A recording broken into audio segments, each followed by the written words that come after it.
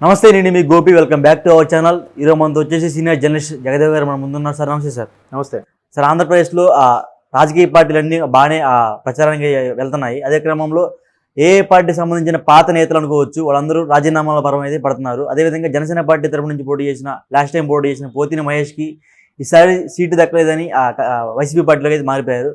పోతున్నప్పుడు తెనాలిలో ఖచ్చితంగా నాదెండ్ల మనోహర్ గారిని ఓడించే తీరుతా అని ఒక శపథం చేస్తున్నారు. దాని గురించి మీరేమంటారు? ఈ ఎన్నికల ముందు ఇట్లాంటి రెబల్స్ హడావిడి చేయడాలు, లేదంటే వాళ్ళు ఫీల్ అయ్యి జెండాలు తగలబడ్డాలు, అధ్యక్షుడి మీద తిరగబడ్డాలు, లేదంటే ఇండిపెండెంట్గా నిలబడతాను బెదిరించడాలు అన్నీ సహజం.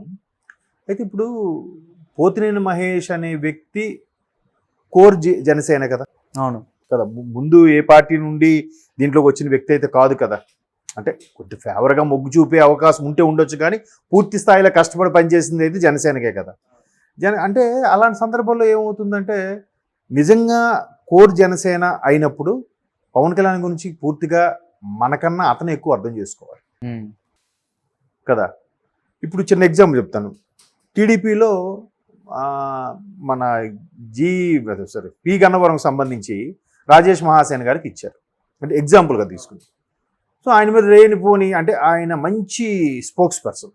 అలాగే సోషల్ మీడియాలో కూడా ప్రతిదీ ప్రభుత్వాన్ని దుయ్యబట్టాలి, ప్రభుత్వాన్ని ఒక ఆట ఆడుకోవాలి అని అంటే ఆయన తర్వాత చాలా సింపుల్ పదజాలంతో, అసలు క్యాజువల్గా మన పక్కింటోడు మాట్లాడినట్టుగా మాట్లాడుతూ చాలా బాగా ఎద్దేవా చేస్తాడు ఆయన. సో ఆయన ప్రతి వీడియో కూడా మీరు చూస్తే ల్యాక్స్లో ఉంటాయి వ్యూస్, పెట్టిన అవర్స్లోనే కదా. సో అటువంటి వ్యక్తికి సరే టీడీపీ బాగా సపోర్ట్ చేసి టికెట్ కూడా కన్ఫర్మ్ చేసింది. ఇంకా రకరకాలుగా ఆయనకి ఇలా చేశాడని అలా చేశాడని జనసేన వాళ్ళు ఒక పక్క, లేదంటే ఆ పాత వీడియోలని రిలీజ్ చేసి అతను నచ్చని వాళ్ళు ఒక పక్క, చాలామంది చాలా చేశారు. అంటే అక్కడ జనసేన అనుకున్నారు ముందు, అటు ఇప్పుడు మళ్ళీ జనసేన కన్ఫర్మ్ అయింది. కానీ అలాగే ఈయనకి వచ్చింది కదా అని చెప్పి రకరకాలుగా చేశారు. గతంలో చంద్రబాబు నాయుడు కూడా దుయ్యబట్టారని, లేదంటే చంద్రబాబు నాయుడు గారిని ఎస్సీ ఎస్టీ వర్గీకరణకు సంబంధించి ఏదో మాట్లాడారన్నట్టు పాత వీడియోలన్నీ తీసి చేశారు. సో ఆయనే చెప్పాడు, నేను ముందు వైసీపీకి ఫేవర్గా ఉన్నాను, వైసీపీలో వెళ్ళిన తర్వాత నా సీన్ అర్థమైంది, 6 నెలలను బయటకు వచ్చేసాను నేను అని చెప్పి టీడీపీకి ఫేవర్గా ఉండి అన్నీ చేశాడు. సరే ఆయనకి ఇస్తే ఇంకా ఆయన లాంటి కూడా అసెంబ్లీకి వెళ్తే ఇంకా ప్రమాదమేమో అని చాలా చేసి, అది చేసి ఇది చేసి మసిపూసి మారేడు చేసి మొత్తానికి ఆయన తప్పించుకున్నారు. ఆయన అప్పుడు స్టేట్మెంట్ ఇచ్చాడు, నిజంగా నా వల్ల పార్టీ ఓడిపోతుంది అనుకుంటే అంతే, ఆయన ఒక్కడికి సీట్ ఇస్తే మొత్తం స్టేట్ మొత్తం టీడీపీ ఓడిపోద్ది అన్న నాయకులు కూడా ఉన్నారు, మహానుభావులు, పేర్లు ఎందుకులేండి. అలా అనేసరికి ఆయన నేను స్వచ్ఛందంగా నేనే వదులుకుంటా అన్నాడు. బట్ పార్టీ బుజ్జగింపు ఎవరో అని దాన్ని పట్టించుకోక బాబు, రాజకీయాలకు సహజం అని. సో ఎట్టకేలకు మొత్తానికి ఏదైంది, తర్వాత అధినేత చంద్రబాబుతో మాట్లాడుకున్నాడు. గెలిచిన తర్వాత నామినేటెడ్ పోస్టో లేదా ఎమ్మెల్సీనో ఇంకేదో బలమైంది ఇస్తారేమో కదా. ఇప్పుడు ఇది ఫైట్ చేసి ఈయన పేరు ఏంటన్నారు, పోతిన మహేష్, మహేష్ గారు, రాజేష్ మహేష్ అని వచ్చేస్తుంది. మహేష్ గారు మరి ఇంతవరకు ఉండి జగన్ కోర్ జేఎస్బీగా ఉండి వేరే పార్టీల్లో కూడా చేయకున్న వ్యక్తి ఒక నిజమే డిసప్పాయింట్ అవ్వడంలో సహజమే, ఒప్పుకుంటాను. కానీ అర్థం చేసుకోవాలి కదా. ఇప్పుడు ఆవిడెవరు, మన రాయపాటి గారు, మరి ఆవిడ ఎంత బాగా మాట్లాడిందండి. ఎటువంటి అనుభవం, అంటే రాజకీయ అనుభవం లేకపోయినా ప్రజల కోసం ఏదో చేద్దామని. ఇప్పుడు ఆవిడ కూడా, ఆవిడ టికెట్ రాకపోయినా ఆవిడ ఏముంది, మనకొచ్చిన 21 కూడా గెలిపించుకోగలిగితే అది కదా సత్తా. 100% గెలిచినట్టే కదా. ఇచ్చిన 21 కూడా గెలుచుకుంటే 100% మనం గెలుచుకున్నట్టే, అంతే కదా. 100కి 100% అంటే 21 స్థానాలు గెలుచుకుంటే అదే కదా గొప్ప. అట్లాంటి స్పీచ్లు ఇస్తూ అలాగే మన జనంలోకి వెళ్ళాలి. కానీ అందరికీ అవకాశం ఇవ్వాలంటే ఎన్ని కోట్ల మందిలో ఎంతమందికి ఇవ్వాలి సార్? దానికి పెట్టి పుట్టాలి, అదృష్టం ఉండాలి, కష్టపడాలి, జనాల్లో నాంతూ ఉండాలి. ఇప్పుడు చెప్పగానే రాయపాటి అన్నారు, రాయపాటి కన్నా ఈయన ఫేమా? ఆంధ్ర అంత కలిపితే అంతకన్నా ఫేమ్ ఉన్న వ్యక్తి ఇతను అయ్యేదేమో, అవకాశం వచ్చేదేమో. కాకపోతే ఆ క్షణం బాధ అనిపిస్తుంది. ఆయన వెర్షన్ కరెక్టే, కాసేపు ఆలోచిస్తే లేదు ఇట్లా అయ్యాం, గవర్నమెంట్ వచ్చాక చూద్దాం ఒక్కసారి, లేదా ముందే అధ్యక్షుడితో మాట్లాడుకోవడం. సార్ నేను కన్ఫర్మ్ అనుకున్నాను, చాలా నిజంగా నన్ను హర్ట్ చేశారు, నాకేమైనా అవకాశం ఉందంటే నేను ఉంటాను, లేదా ఏదో మాట్లాడుకోవచ్చు కదా. ఎందుకు ఇప్పుడు చేంజ్ అవ్వడం వల్ల లాభం ఏంటి? అంటే ఆయన వెళ్ళిపోతా తెనాలిలో నాదెండ్ల మనోహర్ని ఓడిస్తా అంటున్నారు, దానికి మీరేమంటారు? అది ఎవ్వరు చెప్పలేరండి. ఉమ్, ఎన్నికలకు రేపు పోలింగ్ అంటే ఈరోజు రాత్రి డిసైడ్ అవుతుంది. ఎంత బలమైన నేతకైనా ఎంత బలహీనమైన నేతకైనా అది చెప్పలేం. Nobody can justify. ఆ ఇంట్యూషన్ అనేది అందరికీ ఉండదు, చెప్పలేరు. ఎలా తెలుస్తుంది? ఉమ్. మేబీ అంటే ఈ 4 ఇప్పుడు ఎలా ఉందంటే ఆయనకు ఓటేయద్దని చెప్తాడా, లేకపోతే ఇన్ని నిలబడి ప్రెస్ మీట్లు పెట్టి ఎట్లా నన్ను మోసం చేశారు జనసేన పార్టీ వాళ్ళు. సో ఆ జనసేన పార్టీ సంబంధించిన సెకండ్ క్యాండిడేట్ ఎవరైతున్నా నాదెండ్ల మనోహర్ గారే కదా, ఆయన కూడా వెళ్ళకూడదని. ఇదే మొన్న పిఠాపురం సంబంధించే పవన్ కళ్యాణ్ గారికి నేనే పోటీ చేస్తానని ప్రకటించిన మరుక్షణం టీడీపీ వాళ్ళందరూ ఏం చేశారు? జెండాలు తగలబెట్టారుగా. ఆ వర్మగారు వర్గీయులు ఎవరైతే ఉన్నారో తిరుగుబాటు చేశారుగా, నానా రాద్ధాంతం చేశారుగా. ఆఖరికి బాబు గారు ఏదో ఒక సమావేశంకి వెళ్తే అక్కడి నుంచి ఆయన హెలీప్యాడ్ వరకు వెళ్ళే వరకు కూడా ఆయన కాన్వాయ్కి దారి ఇవ్వకుండా ఇబ్బంది పెట్టారుగా. జరిగింది కదా. ఎన్నికల ముందు ఇవన్నీ సహజం జరుగుతుంటాయి. అలా జరిగినంత మాత్రాన ఒక నేము ఫేము ఒక్కరోజు తీసేస్తామంటే ఎవరోళ్ళు అవుతుంది? ఇప్పుడు ఆయన ఎలాగైతే వెక్స్ అయిపోయి బయటకు వచ్చాడో, పవన్ కళ్యాణ్ లాంటి వ్యక్తి ఎలా చేసినా నేను ఆయనతోనే జీవితాంతం ఉంటా అనుకునే వాళ్ళు కూడా ఉంటారు కదా. ఇతను బయటకు వచ్చి విరోధిలా బిహేవ్ చేసినప్పుడు మిత్రులుగా ఉండి ఆయన కోసం పడి తెచ్చేవాళ్ళు కూడా ఉన్నారుగా.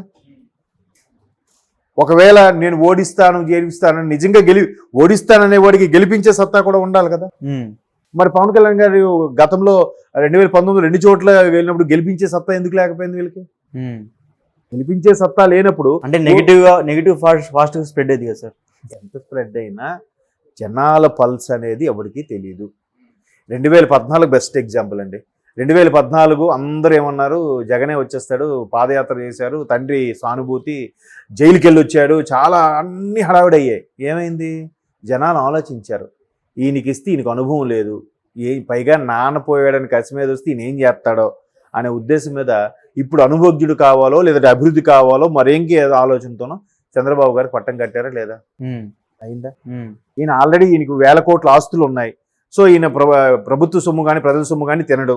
ఈయన ఖచ్చితంగా అభివృద్ధి ఇంకేదో చేస్తాడు. కనీసం బిజినెస్ మ్యాన్ లాగానే ఆలోచించి బిజినెస్ని డెవలప్ చేసి తద్వారా రాష్ట్రం కానీ ప్రజలు కానీ లబ్ధి పొందేలా చూస్తాడేమో అని అనుకున్నారు. ఏం జరిగింది? ఒక అంచనాకు వచ్చారుగా. ఇప్పుడు క్లారిటీ వచ్చిందిగా. ఈయన ఏమీ లేదు, ఓన్లీ పథకాలే, ఓన్లీ పెన్షన్లే, ఓన్లీ స్కీములే. మరి ఏమిది? ఇప్పుడు ఆయన ఏం చెప్తున్నాడు? నేను ఇచ్చినట్టు ఎవరైనా ఇచ్చారా, గుండెమే చేసి ఎవరైనా అని చెప్తున్నాడు ఆయన. అంటే నేను తిన్న సొమ్ములో మీకు షేర్ ఉందిరా అని చెప్తున్నాడు ఆయన క్లియర్గా. అది అర్థం కాక అందరూ వచ్చిందని చప్పట్లు కొడుతున్నారు. దాన్ని క్లియర్గా ఏం చెప్తున్నాడు? నేను చేసినట్టు ఎవరు చేయలేదు అంటారు. ఇదే మాట చంద్రబాబు నాయుడు కూడా ఒకప్పుడు నేను చేసినట్టుగా హైటెక్ సిటీ ఎవరు పెట్టలేదు, నేను చేసినట్టుగా అంటే ఈయన నేను అనుకుని అన్నిటికీ గొప్పవి చెప్తున్నాడు అని చెప్పి ఇక్కడ తెలంగాణ ఛానల్స్ కూడా తెలంగాణ ఉద్యమం టైంలో కూడా చాలా దుమ్మెత్తిపోసాయి. అప్పుడు రాజ్ న్యూస్ అనుకునేవాడు, ఈయన అన్నిటికీ నేనే చేశాను అంటాడేంటి, నేను చేశాను గొప్పగా చెప్పుకుంటాడేంటని అన్ని ఛానల్స్, ఈ సోకాల్ TV9 లాంటి ఛానల్స్ కూడా ఆయనకి దుమ్మెత్తిపోసాయి. మరి ఇప్పుడు జగన్మోహన్ రెడ్డి గారు అలాగే చెప్పుకుంటుంటే ఏమంటున్నారు? అలా చెప్పే నాయకుడు ఎంతవరకు రాలేదని అంటున్నారు. ఏది కరెక్టు? చంద్రబాబు నాయుడు గారు చెప్తే అన్నీ ఈయన గొప్పగా చెప్పుకుంటాడు రా, ఈయన చేసేది ఏముంది, అందరూ సమిష్టి కృషి కదా, ఈయన ఏం చేశాడు, అప్పుడు ఎప్పుడో నేదురుమల్లి జనార్దన్ రెడ్డి కూడా శంకుస్థాపన చేశాడు ఐటీ కోసం అని చెప్పారు. ఇప్పుడు ఈయన చెప్తే మాత్రం ఇలాగ ప్రజలకు మేలు చేసే ముఖ్యమంత్రి ఎవడైనా ఉన్నాడని ఇంత ధైర్యంగా ఎవడైనా చెప్పాడా, ఈయనే చెప్తున్నాడు అంటున్నారు. అప్పుడు అలాగన్నారు, ఇప్పుడు ఇలాగంటున్నారు. కాబట్టి జనాల పల్స్ అనేది జనాల నాడి అనుకుంటుందో తెలియదు. నాయకులు, మీడియా, ఒక వర్గం, ఒక ఎల్లో మీడియా ఇవి ఎక్కువైపోవడం వల్ల ఎవరు వార్తలు ఎవరి ఛానల్ వాళ్ళ ఇష్టం అయిపోయింది. కాబట్టి ఏది కరెక్ట్ అంటే ఏది జస్టిఫై చేయడానికి రైట్స్ లేవు. చాలా మంది చెప్పారు. ఎన్టీ రామారావు గారు పేదలకు కిలోకి 2 రూపాయలు బియ్యం ఇచ్చారుగా అని చెప్పాడుగా, మరి అంతవరకు చెప్పలేదా? అవునా? పట్టువారు తెలంగాణలో అయితే ఎక్కువగా నవాబు పరిపాలన పరంగా, లేకపోతే ఇంకా దొరల పరిపాలన పరంగా, లేదంటే పటేల్ వ్యవస్థ ద్వారా ఎక్కువగా ఇబ్బంది పడ్డారు. కాబట్టి ఆ పట్వారీ వ్యవస్థ అవన్నీ తీసేశారు రాగానే ఎన్టీఆర్ గారు. ఎంతమంది గొప్పగా చెప్పారు? ఆయన చెప్పాడుగా, నేను ఇట్లా చేశాను, సమతుల్యం చేశాను, సమాజంలో ఆడపిల్ల కూడా సమాన హక్కులు కల్పించింది మన ప్రభుత్వం అని ఎన్టీఆర్ గారు చెప్పారు చాలాసార్లు.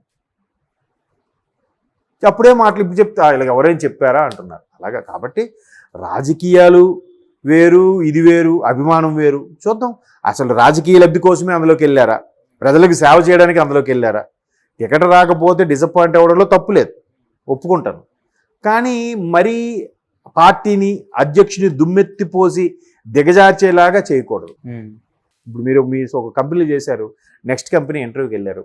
ఆ ఇంటర్వ్యూకి వెళ్ళినప్పుడు ఏంటి ఆ కంపెనీ ఎలాగ ఉందనంటే వరస్ట్ కంపెనీ అండి, చాలా దారుణం అండి అని చెప్పకూడదు. లేదు సార్, బెటర్మెంట్ కోసం వచ్చాను, అంతే కదా. అక్కడ చెప్పారంటే రేపు పోతే మన దగ్గర నుంచి ఇంకో దగ్గరికి వెళ్ళినప్పుడు కూడా ఇది వరస్ట్ కంపెనీ చెప్తాడేమో అని అనుకుని అప్పుడు ఆడ అవకాశం ఇవ్వడు. ఇప్పుడు ఆయన కూడా అదే చేస్తున్నాడు, ఇది మంచిది కాదు ఈ పార్టీ అని అంటే రేపు ఆ పార్టీకి వెళ్ళాక అక్కడ నుంచి ఇంకో పార్టీకి వెళ్ళి అది కూడా బ్యాడ్ అని చెప్తాడుగా. అలా చేయకూడదు. చూద్దాం మరి, ఆయన అంటున్నారు కదా ఓడిస్తారని, మరి గెలిపించినప్పుడు గెలిపిస్తారేమో చూద్దాం. Okay sir, thank you sir.